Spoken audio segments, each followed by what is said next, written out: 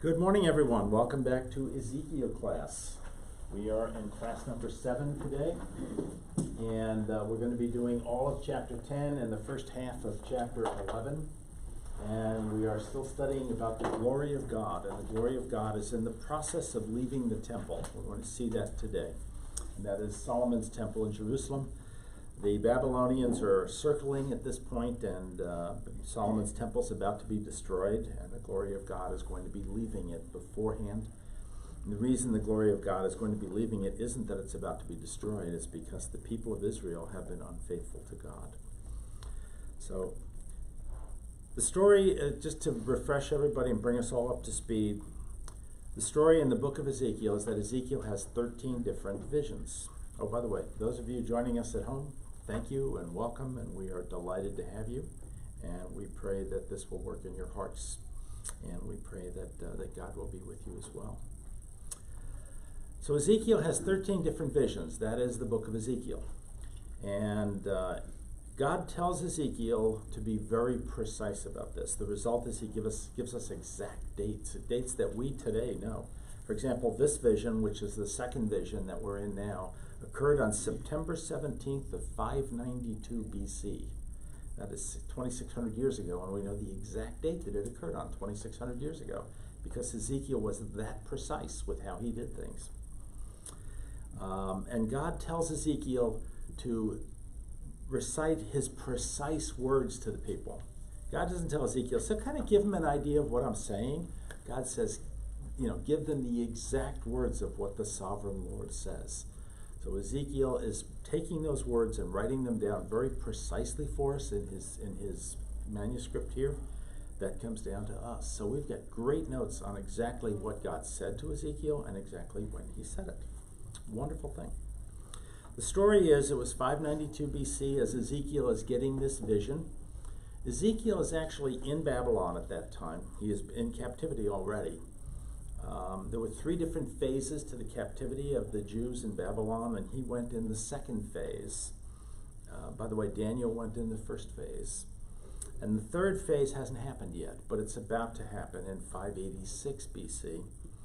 And that's the point where the temple in Jerusalem will be destroyed, and the city will be destroyed. And pretty much all the Jews will have a choice. They either get killed or they go into exile, into Babylon. So that's the story, and that's where we are. Oh, and when he's having this vision, he's in Babylon physically, but the vision transports him in the spirit to Jerusalem. So he's seeing the vision in Jerusalem, in the temple, in Solomon's temple, as it's happening. So over the last week, we saw the Shekinah glory, the glory of God, begin the process of departing from the temple. Now, Shekinah, by the way, I haven't covered that word with you before. I think it's the first time I've used it in this class. Shekinah is a Hebrew word that means dwelling within man. So it's a Hebrew word that means dwelling within man. So this is the glory of God, or not within man, but with man, dwelling with man. So this is the glory of God that is dwelling with man in the temple. So let's talk a little bit about exactly how that happens. The glory of God the first place we see the glory of God dwelling with people in the Bible is when the Ark of the Covenant is built. And this is at Sinai, at Mount Sinai. Moses has his people build the Ark of the Covenant. The Ark of the Covenant looks like this. Again, pardon my horrible artistic ability, but the Ark of the Covenant has 2 posts that people can carry it on in between. And inside there are 3 things inside. There's the 10 Commandments, the original tablets. There's the original scrolls of the first 5 books of the Bible. And there is the staff that the snake was on back in the book of Exodus. So those 3 things are in there. And on top of it is 2 cherubim, and they have their wings pointing toward each other. And at the point where their wings meet, above that is called the mercy seat. And that is where the glory of God resides in the ark. It resides on the mercy seat right here. So the glory of God From the time Moses had this built and it was put into the tent originally in the desert, it started out in a tent in the desert. The glory of God resides at that point in the ark, just above that. And every now and then it would light up the tent and Moses would go in, and we all remember some of those stories. And so as God wanted Moses to come in, he would light the tent up and Moses would go in and have a conversation with God. Now eventually David moved the ark out of the tent and moved it to Jerusalem. And then Solomon eventually moved it into the temple. And when Solomon moved it into the temple, he moved it into this area here called the Holy of Holies. And I'm just marking that with this red X here. So Solomon moved the ark into the Holy of Holies in the temple. So now the glory of God resides in the temple in Jerusalem, in Solomon's temple. That's where it resides from the time of Solomon in about 1000 BC until this time, which is 586 BC. It resided, presumably, at that point in the Holy of Holies in the temple.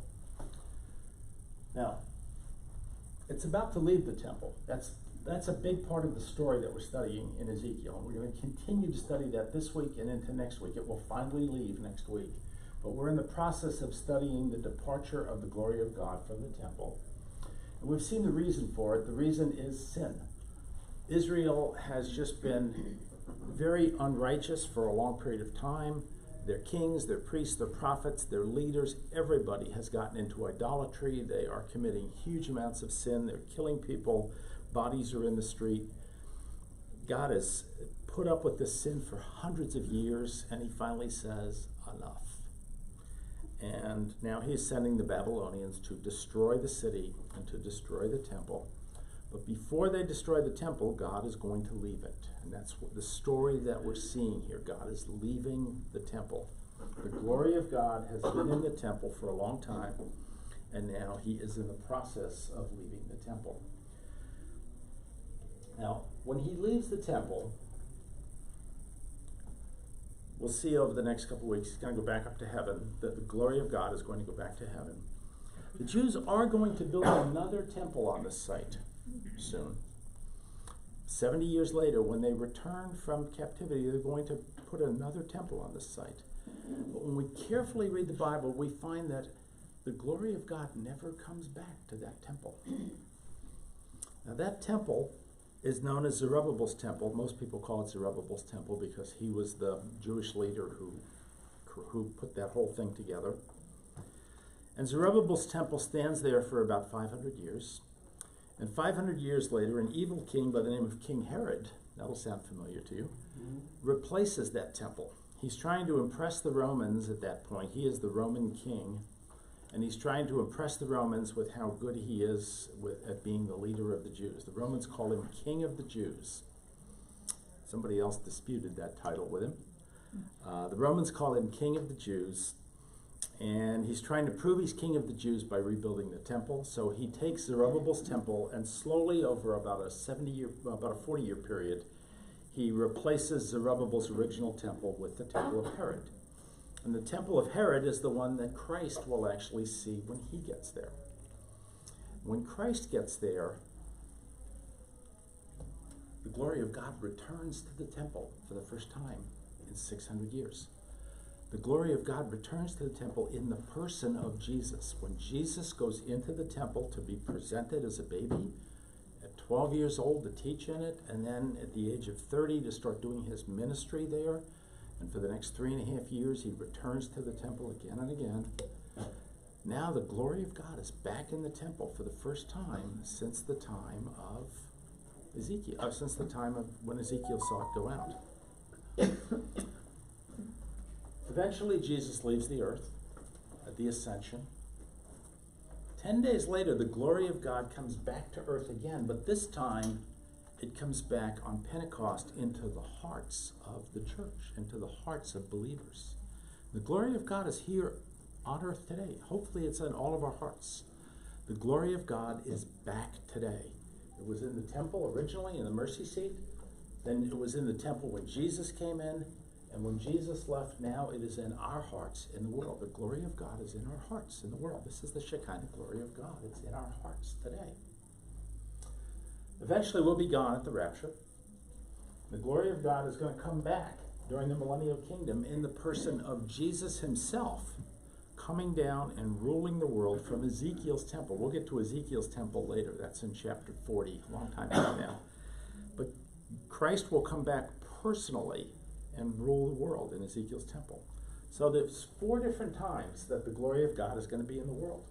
Originally in the ark. And that's going to end in what we're going to see here. Then when Jesus comes to the temple, the glory of God gets there.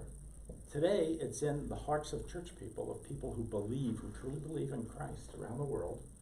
And eventually, it's going to be back in the millennial kingdom when Christ himself is here. So that's the whole glory of God story. Now, as we're going through today's lesson, you're going to hear the concept of cherubim come up in a couple of different ways, and it's going to get a little confusing. There are actually 2 different types of cherubim that are talked about here today. One of them is these cherubim here, who are sitting on top of the ark, and these are statues of cherubim, okay, but they're symbolic of real cherubim. The mercy seat right now is where the glory of God is, at the point where we start this lesson today. The glory of God is sitting right here, but it's about to leave there, and it's about to go to these cherubim here, which are the cherubim that we've been studying for the last couple of weeks. The cherubim that are escorting the glory of God, and that is what Ezekiel is seeing. He's seeing these cherubim escorting the glory of God. So with that as a start, let me read you today's lesson. This is on the back of your handout.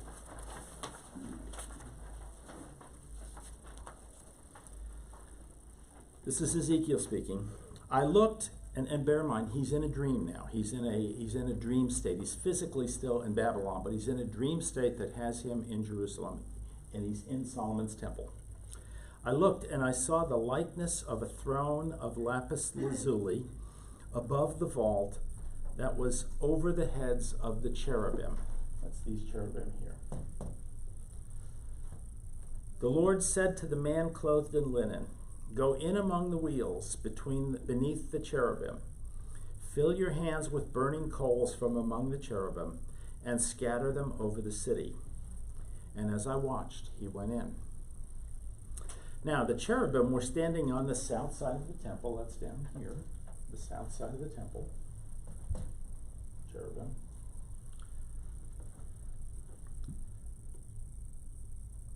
When the man went in, and a cloud filled the inner court. The inner court is this place in here. So a cloud now comes in here, fills the inner court.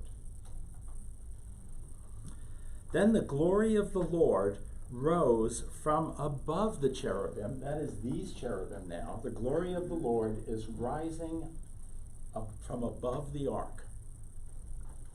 That's in the temple. The ark is in the temple. So the glory of the Lord is rising from above the ark.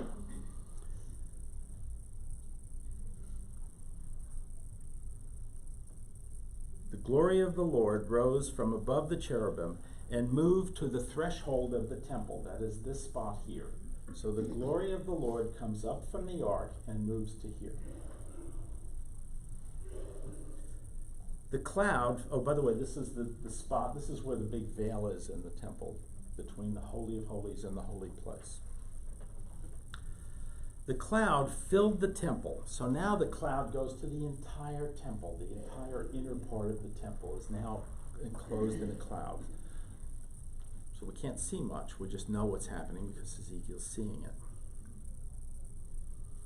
And the court was full of radiance of the glory of God. So that's this entire spot here is the court. It's now radiant. It's bright. It's glowing with the radiance of the glory of God. The sound of the wings of the cherubim could be heard as far away as the outer court. That's out here. As far away as the outer court. I'm sorry, I keep losing my place here.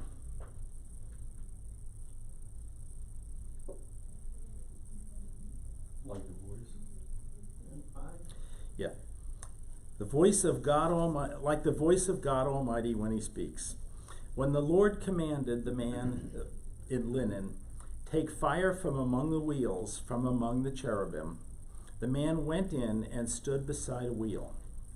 Then one of the cherubim reached out his hand to the fire that was among them. He took up some of it and put it into the hands of the man in linen, who took it and went out. Under the wings of the cherubim could be seen what looked like human hands. I looked, and I saw beside the cherubim 4 wheels, one beside each of the cherubim. The wheels sparkled like topaz. As for their appearance, the 4 of them looked alike. Each was a wheel intersecting a wheel. As they moved, they would go in any of the 4 directions the cherubim faced. The wheels did not turn about as the cherubim went. The cherubim went in whatever direction they faced, whatever the head faced, without turning as they went. Their entire bodies, including their backs, their hands, and their wings, were completely full of eyes, as were their 4 wheels. I heard the wheels being called the whirling wheels. Each of the cherubim had 4 faces. One face was that of a cherub. The second was the face of a human being. The third, the face of a lion, and the fourth, the face of an eagle. Then the cherubim rose upward. These were the living creatures I had seen by the Kibar River. When the cherubim moved, the wheels beside them moved. And when the cherubim spread their wings to rise from the ground, the wings did not leave their side. When the cherubim stood still, they also stood still. And when the cherubim rose, they rose with them, because the spirit of the living creatures was in them. Then the glory of the Lord departed from over the threshold of the temple and stopped above the cherubim. So at this point, the cherubim have moved up to here, and the glory of the Lord now goes to that point. This is the threshold. So this is where the glory of the Lord is now. It has moved from here to here to here, and the cherubim are now underneath it at this point. While I watched, the cherubim spread their wings and rose from the ground, and as they went, the wheels went with them. They stopped at the entrance of the east gate of the Lord's house, and the glory of the God of Israel was above them. So now they move from here to here. This is the east gate of the inner court. So the cherubim are beginning to head out, and they're heading in this direction. They're heading out the main entrance of the temple, which faces east.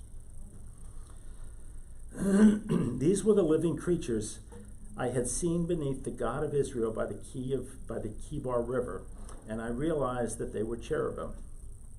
Each had 4 faces and 4 wings, and under their wings was what looked like human hands. Their faces had the same appearance as those I had seen by the Kibar River. Each one went straight ahead. Chapter 11. Then the Spirit lifted me up and brought me to the gate of the house of the Lord that faces east. So now Ezekiel is here. Ezekiel is at this point as well. There at the entrance of the gate were 25 men. And I saw among them Jezaniah, son of Azor, Pelatiah, son of Benaiah, leaders of the people. The Lord said to me, Son of man, these are the men who are plotting evil and giving wicked advice in the city. They say, haven't our houses been recently rebuilt? The city is a pot, and we are the meat in it. Therefore, prophesy against them, prophesy, Son of man. Then the Spirit of the Lord came to me, and he told me to say, this is what the Lord says. Notice it doesn't say sovereign in there. It's one of the very few places in Ezekiel that it doesn't say this is what the sovereign Lord says. Interesting. I've never quite figured out why, but it's there. This is what the Lord says. This is what you are saying, you leaders in Israel. But I know what is going through your mind. You have killed many people in the city and filled its street with the dead. Therefore, this is what the sovereign Lord says. The bodies you have thrown there are the meat, and the city is the pot. But I will drive you out of it. You fear the sword, and the sword is what I will bring against you, declares the sovereign Lord. I will drive you out of the city and deliver you into the hands of foreigners and inflict punishment on you. You will fall by the sword, and I will execute judgment on you at the borders of Israel. Then you will know that I am the Lord. The city will not be a pot, and will not be a pot for you, nor will you be the meat in it. I will execute judgment on you at the borders of Israel, and you will know that I am the Lord, for you have not followed my decrees or kept my laws, but have conformed to the standards of the nations around you. Now, as I was prophesying, Pelatiah, son of Benaiah, died. Then I fell face down and cried out in a loud voice, Alas, sovereign Lord, will you completely destroy the remnant of Israel? Thus saith the Lord, right? Now, I talked about the glory of God being Jesus when he comes to the temple. Where did I get that from? That actually comes from the Gospel of John. When John first introduces Jesus in chapter 1, that's where that comes from. Let me read to you John chapter 1. This is Gospel of John chapter 1, verse 14. We see two things here. Number one, Christ is going to dwell among us, which is what the Shekinah glory does. And number two, he is the glory of God. It's right in that one sentence. The Word became flesh. By the way, Jesus is described in the Gospel of John as the Word in chapter 1. So this is Jesus. The Word became flesh and dwelt among us, Shekinah, right? We have seen his glory, the glory of the one and only who came from the Father, full of grace and truth. So the Shekinah glory is also Jesus. So that's pretty cool, right? The Shekinah glory is above the temples and the mercy seat in the temple. Then it's gone when the angels take it away here, the cherubim take it away. Then it's coming back when Jesus comes into the temple. Jesus is the glory of God. That's what John tells us. And then it's going to go when Jesus leaves, and then it's going to come back 10 days later to the church and be in us. Then it's going to go when we leave at the rapture, and it's going to come back one more time in the millennial kingdom when Jesus comes back and rules the earth. So the glory of God is coming and going from the earth throughout history in four different ways. Interesting. So the glory of God was in the ark from the time of Moses until 586 BC, which is what we're seeing here when it leaves the temple. As I said, the Jews eventually rebuilt the temple, but it appears as though the glory of God was never in that temple. Interesting. When you read all that stuff from Ezra, Nehemiah, all the things about that new temple that Zerubbabel built, Haggai, all of those books, you never see any mention that the glory of God comes back into the temple. Interesting. In fact, it's questionable whether the ark was even there. That was my question. We know that the glory left the ark in 586 BC. The glory at the mercy seat left the ark. So the question is, did the ark go with the angels as well? Well, when you read Revelation, it says in Revelation that the ark is in heaven when John goes there, and this is around the time of Jesus that John goes there. So presumably the ark left with the angels. We don't know that, but that would be the assumption I would make, is that when the cherubim took the glory of God out of the temple, they also took the ark with it. That would be my guess, but we don't know. The Bible doesn't say that. That would just be my guess of how I see it.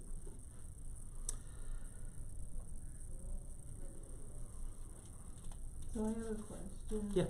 Because on Yom Kippur, that was the Day of Atonement. Yes.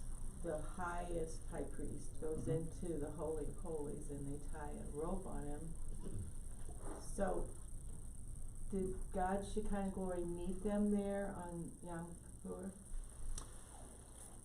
We believe so. Yeah, we believe that in the reason a rope was tied around the high priest was if he died there, nobody else was allowed to go in and get him. Right. So they had to pull him out if he died in there. And then the other thing they had that was interesting in the temple was, in order to keep the candles lit, or to keep oil in all the lamps and stuff in the temple, they had a hole in the roof, and they had somebody up there that could let, some priest who could let oil down into the lamps. So that was another thing they had to do in the temple, because nobody could go in there, and yet there had to be lamps burning all the time in the Holy of Holies. Well, how do you do that if the high priest is only allowed in there once a year? Well, somebody had to get up on the roof and somehow get oil down into the lamps. Interesting. So, did I answer your question? Or? Yeah. Okay. Well, because some of the priests did die, and so they did sin, and God did judge them in the Holy of Holies. Presumably, yeah. Was there anything in the Bible where a priest actually died in the Holy of Holies? I have never read it, but. Yeah, I don't recall ever seeing it, but that was the theory of it, was you had to be able to pull a priest out if he died in there. And if there were some priests who might have been unrighteous enough in theory that God might have killed them. We did see times in the Bible where people touched the ark and died. That happened in the Bible. People who were unworthy touched who were not priests. Yeah, even though they were just trying to hold it up. Yeah. Okay. So in chapter 10, we open in verse 1 with Ezekiel seeing the cherubim with the sapphire throne, and the pre-incarnate Christ is sitting on that throne. And the sapphire throne is above the expanse that is being held up by the cherubim. So he's seeing what's going on here. He's seeing this scene here. That's what Ezekiel is seeing. And these are the same 4 cherubim that we saw way back in chapter 1. And we've seen them now. I think this is the 9th or 10th time we've seen them so far in the book of Ezekiel. The cherubim keep showing up. Ezekiel's seeing them. Now in verse 2, we see the man dressed in white linen is still there. This is the man who was told to go and kill all the people in Jerusalem who were not believing in God. He's back again, or he's not back again, he's still there. Now this is presumably an angel. Remember, it says he appeared like a man, so he sort of looked like a man, but he was probably really an angel. And Christ is directing him. Christ is sitting on the throne here above the cherubim. Christ is directing him. This man just killed the inhabitants of Jerusalem because Christ ordered it. Now remember, physically the Babylonians carried that out. So what we're talking about here is behind the scenes, Christ was ordering this to happen. But he was in essence, ordering the Babylonians to go kill the Jews for their sins. So now Christ gives this man another order. He tells the man to go out, to go among the wheels that are underneath by the cherubim, and get the fire out of them, get the coals out of them. What coals, right?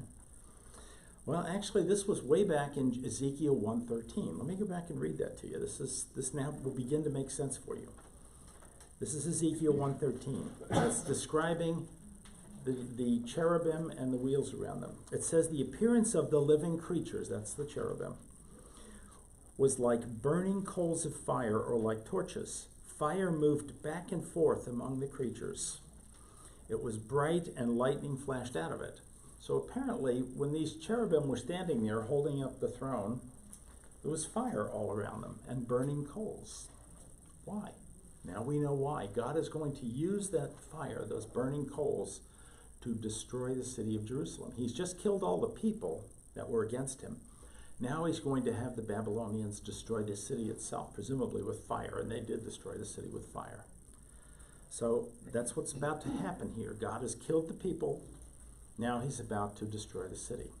And he's giving this man the authority to do it, this angel, the authority to do it. Now again, the Babylonians are really going to be the ones that are going to carry it out physically. So what we're seeing here is a kind of a view of how Christ is organizing things behind the scenes. So he's told by Christ to take those coals in his hands and spread them over the city of Jerusalem.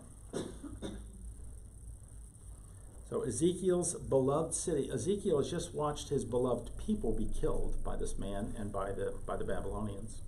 And now he's watching his beloved city be destroyed. And he's watching this in a dream. This is not physically, he's not physically there. He's watching in a dream. Now in verse 3, we see that the cherubim are standing on the south side of the inner court of the temple. So at this point, the cherubim are standing right here. This is different from this cherubim that are over here. These cherubim, that's the 4 of them that are holding up the throne of Christ. They are standing here on the south side of the court. This is called the inner court here, this area.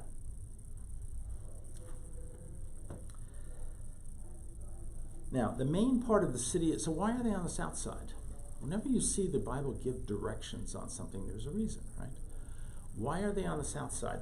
We're not exactly sure, but the main part of the city was to the south of Jerusalem, was to the south of the temple, and specifically, the palace of the king was south and a little west of the temple. So the palace of the king was like down here, south and west.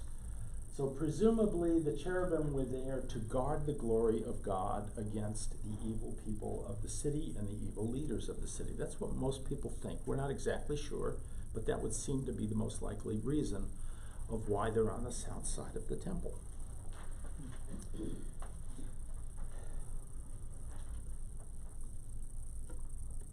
A cloud fills the inner court at this point. So a cloud now fills the inner court. This is the court. I'm sorry, this is the court. This is the inner court. So the inner court is now filled with a cloud. Well, why has God put a cloud in there? The purpose of a cloud is to obscure things, right? I mean, the whole idea of, it's like fog, right? What's fog? What's the purpose of fog? It's to obscure things. So the purpose of a cloud is to obscure things so that most people aren't going to know what's going on, but Ezekiel is. He's essentially going to see through this cloud and see what's really happening in there. But other people looking at it wouldn't see it. So the glory of God is now obscured from the eyes of men. So what's about to happen with the glory of God as it leaves the temple is obscured from the eyes of anybody other than Ezekiel. Now in verse 4 and 5, we see the glory of God rise up. Now we're talking about these cherubim. It says from above the cherubim. So the glory of God is going to rise up from the mercy seat above the cherubim and begin its journey out of the temple. It's going to rise up from this spot. It's been there for 1,000 years, since Moses' time. Okay, Moses was 1551, I think, BC. This is 586 BC. It's almost 1,000 years. The glory of God has been in that spot for 1,000 years, and it's about to leave. Not a good time for Israel, right? It moves to the threshold of the temple. That's this spot here.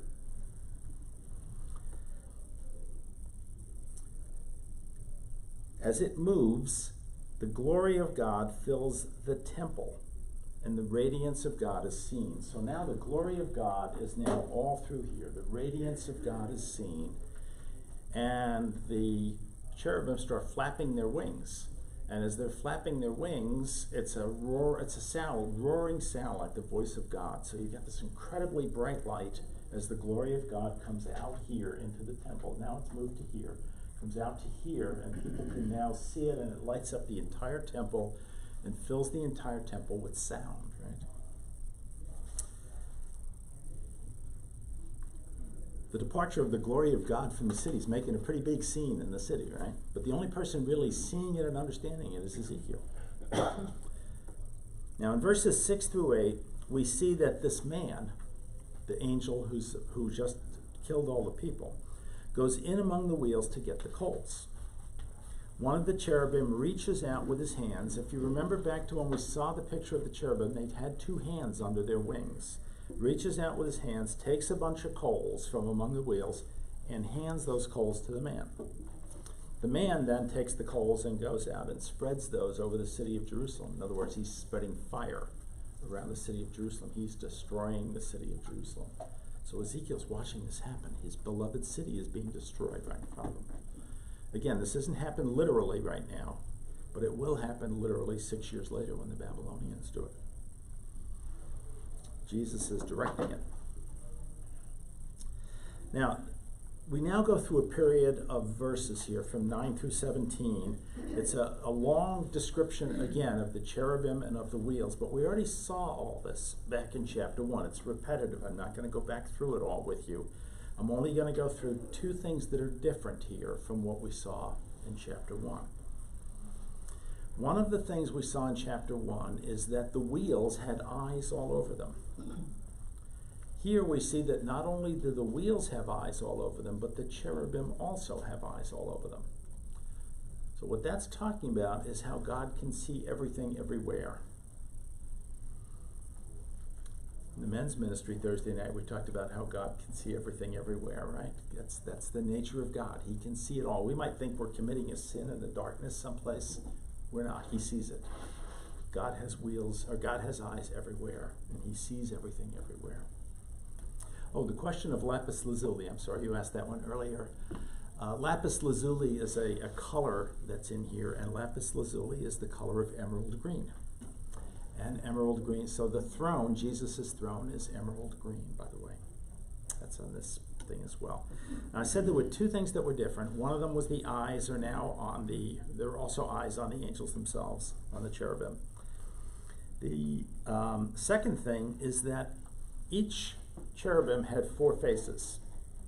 Initially, we heard it as the face of a man, an ox, a lion, and an angel.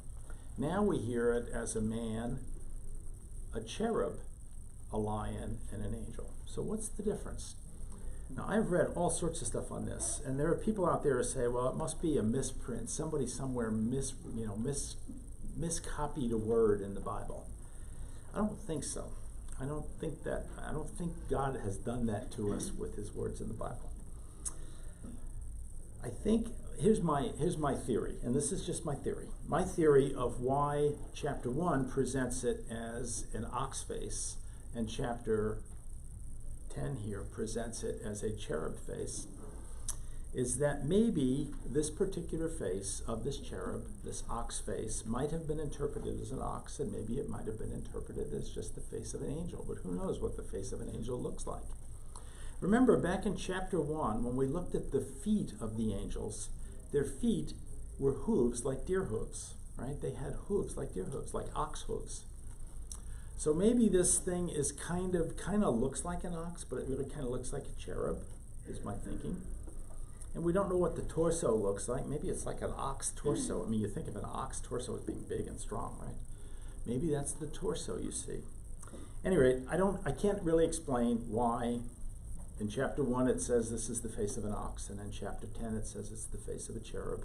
But I'm guessing it's not a mistake. I'm guessing there's some piece here that we don't completely get. And that might be a possible explanation for it. Now, continuing on, chapter 8, or verses 18 and 19, the glory of God departs from the threshold and comes to rest above the cherubim. So the cherubim are picking it up here and taking it to here now. The glory of God is coming out of the temple. It's going this way, the direction of the purple arrow.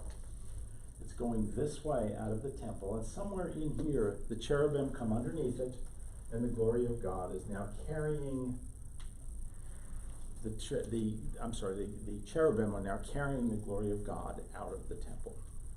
And that's in verses 18 through 19. Ezekiel sees the cherubim spread their wings from the ground, and they rise. And as they rise, they begin to move, and they begin to move with the glory of God over them. It starts to move east, and it continues to move east until it reaches the gate of the temple, which is here. So now the glory of God is moved all the way from here to here to here to here. It's here now, and it's over the cherubim at this point. So the cherubim are carrying it out. In verses 20 through 22, Ezekiel finally tells us something that we didn't officially know until just now, and that is the names of these living creatures. They are cherubim. So we now know that these living creatures, which we've been studying for months here in Ezekiel, are actually cherubim, which is a type of angel.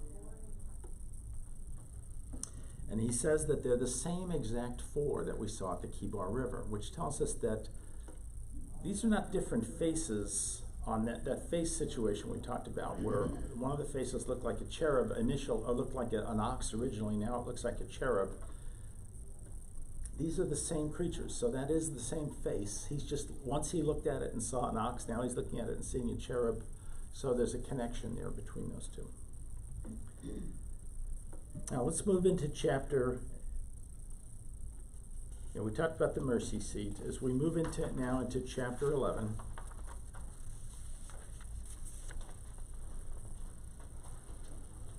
oh yeah, remember as he's out here, he sees 70 more leaders.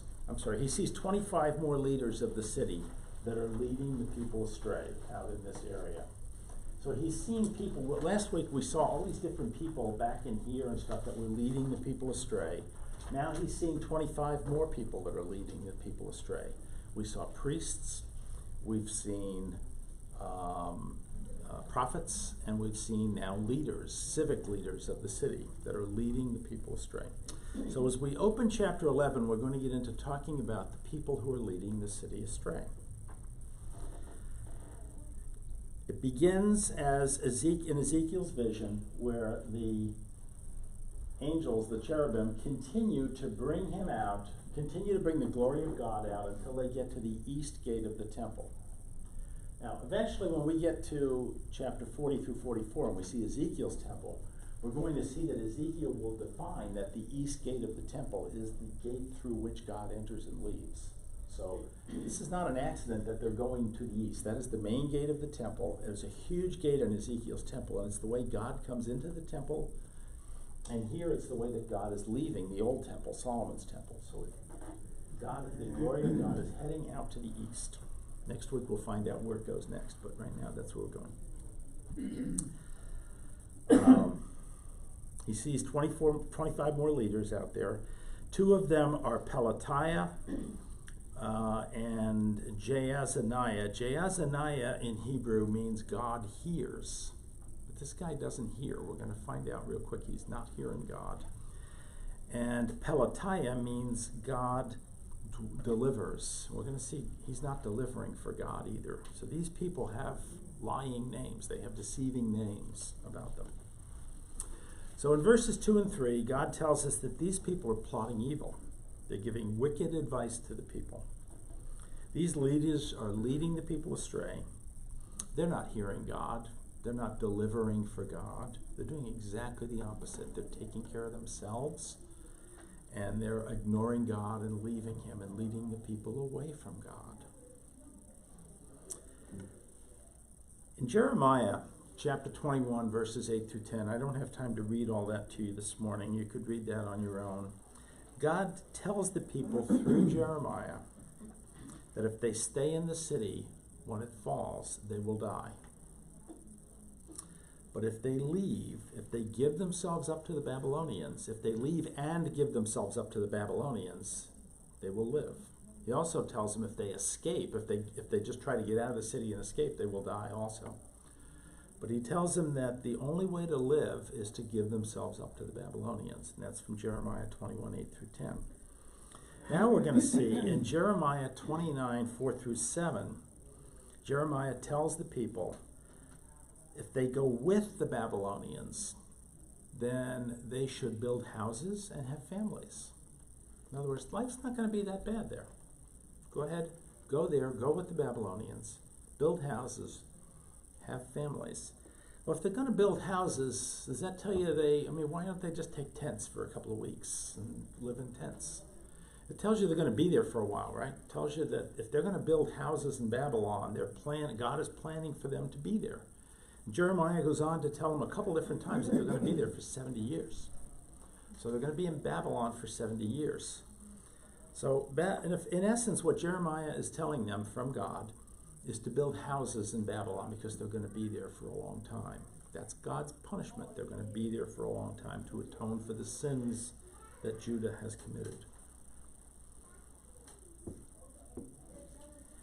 These people that are these 2 guys and all these other 25 people that are misleading, these are civic leaders now, not kings, not princes, not prophets, not priests. These are civic leaders. We've already seen the kings, princes, prophets, and priests last week in other parts of the temple. These guys are trying to lead the people astray. They're lying to them. They're telling the people, they're giving them prophecy. They're telling them that the people who stay, are like the meat inside the pot. Now, this is an old Jewish concept. That remember, the Jews cooked over open fires. They didn't have gas like we do, or electricity, or natural gas, or whatever. They cooked over open fires, which meant coals. And coals open fires can burn things. So they cooked their meat in pots. And the reason they cooked it in pots is so the fire wouldn't get in and burn the meat. By cooking it in pots, typically in water, the fire wouldn't burn the meat, and the meat would be okay. The pot protected the meat from the fire, right? So what they're saying is that people don't get out. These evil people are saying to the people, don't leave Jerusalem. We have these great walls. The walls will protect you. We have God. God has never let anybody destroy the temple. God has let people into Jerusalem before, but he's never let them really destroy the city. Jerusalem will protect you. The walls will protect you. God will protect you, and they are lying. That's what God is saying to Ezekiel here. God will not protect the people. Jeremiah is correct. God will not protect the people. These people are liars. God is not going to protect them like the meat in the pot. On verses 4 through 13, Ezekiel is told a prophecy against these people. These people are evil leaders. They are liars. In verse 5, God gives Ezekiel the exact words that he is to say. This is what the sovereign Lord says, right? We keep hearing that phrase. We're going to hear it all through the book of Ezekiel. This is what the sovereign Lord says. So God wants Ezekiel to give them my exact words. Give it to them exactly the way I'm giving it to you. God knows what's really on their minds. They don't care about the people in Jerusalem. They just care about keeping their power over them and their wealth and being able to control them. That's all they care about. That's why they're trying to keep them in Jerusalem. God knows that these people have killed people. They've left their bodies in the streets. God knows that, and God says that he will protect the dead bodies, not the live people that stay. So the dead bodies in the street are going to be protected like the meat in the pot. Not the people who actually stay alive in the city. They need to get out. God will not protect them. He's clear about it. If you stay in the city, you will die. He's going to drive, then God goes on to say he's going to drive out these evil leaders. They will have to leave the city eventually. And what will happen is they will chicken out and run. They will become afraid. They will be cowards, and as the city is falling, rather than stay with the people, they will run. And that's really happened. It actually did happen. All the leaders, the kings, the princes, the civic leaders, just as the city was falling, they all tried to get away. And then it says that God will meet them at the borders of Israel and destroy them, that he will, at the borders of Israel, he will put them to the sword. And that actually happened as well. As the city was falling, all the people that were supposed to be in charge, again, kings, princes, civic leaders, they all took off and ran and left the people to die in the city. But the king of Babylon, a guy by the name of Nebuchadnezzar, met them at the border of Israel, at a place, let's see, what was the name of the city? Riblah, a city that was right at the border of Israel, met them there and executed them all. So all the evil people who left their comrades to die after they told them to stay in the city were then executed by the king of Babylon. So this actually happened. So God took care of those people. God does take care of evil. We don't. Sometimes we look around our world and we think, when is he going to take care of evil, right? We look at it today. We look at what's going on in Israel today, and we say, when is God going to deal with all these evil people in the world? He will. We just need to have faith. He will do it. So that's where we are this week. Next week, we're going to finish up chapter 11, which is the final departure of the glory of God from the temple and eventually out of Jerusalem, out to the Mount of Olives, and eventually out of the world and back up to heaven. And then we're going to begin getting into some different parts of Ezekiel. It's still going to be part of this second vision, but we're going to be getting into some different parts of Ezekiel. So, got about a minute or two left if anybody's got any questions. So this is the second vision, and many more to come. Yes. But the actual events that Hezekiah is seeing here it has not yet transpired. I mean, it's Correct. an additional 6 years before Correct. the third captivity and whatever. Well, the whole idea of a vision is that you're seeing the future, right? It's a prophecy. You're seeing something that's going to happen in the future. So yes, this has not occurred yet. And the destruction of the temple and everything is after the third captivity, when the Babylonians come in and destroy all the city and the temple and all that sort of stuff. Yes, this vision is happening on September 17th of 592 BC. The city will be destroyed on the 9th day of Av, which is in August of 586 BC. So it's about 6 years away from when the city will actually be destroyed. That's the day the temple is finally destroyed. So Ezekiel, he's sitting in Babylon under captivity, and he's seeing all this, and God's telling him to tell the people this. And now, how was he to do that? He's telling the leaders in Babylon to do that. He's not in. Jeremiah is handling the situation in Jerusalem. Jeremiah is here in Jerusalem. He's trying to help the people get out of town, get out of Dodge before this all happens. So Jeremiah's got that job. That's his job, is to work with the people here in Jerusalem. Back in Ezekiel and Daniel are both in Babylon, and their job is to work with the remnant, which is in Babylon. And their job is to, well, they have different jobs. Daniel's job is to lead the people and work with the king and all of that. Ezekiel's job is to be the prophet that's delivering all the bad news. You know, the people are sitting there thinking, okay, we're here for a while, a couple of months, we're going to go back, everything's going to be cool, they'll give us back Jerusalem, the temple will be there, everything's going to be fine. Ezekiel is saying, no, that is not what's going to happen. God is going to destroy the temple. You're going to be here for 70 years, guys. And, you know, just get used to it. You're going to have a good life here, but you're going to be out of the land of Israel for 70 years. And that 70 years began after the first captivity, or not? There's two ways to measure the 70 years. You can measure it religiously, or you can measure it politically. If you measure it religiously, you have 605 BC is when the first of the three deportations occurred. And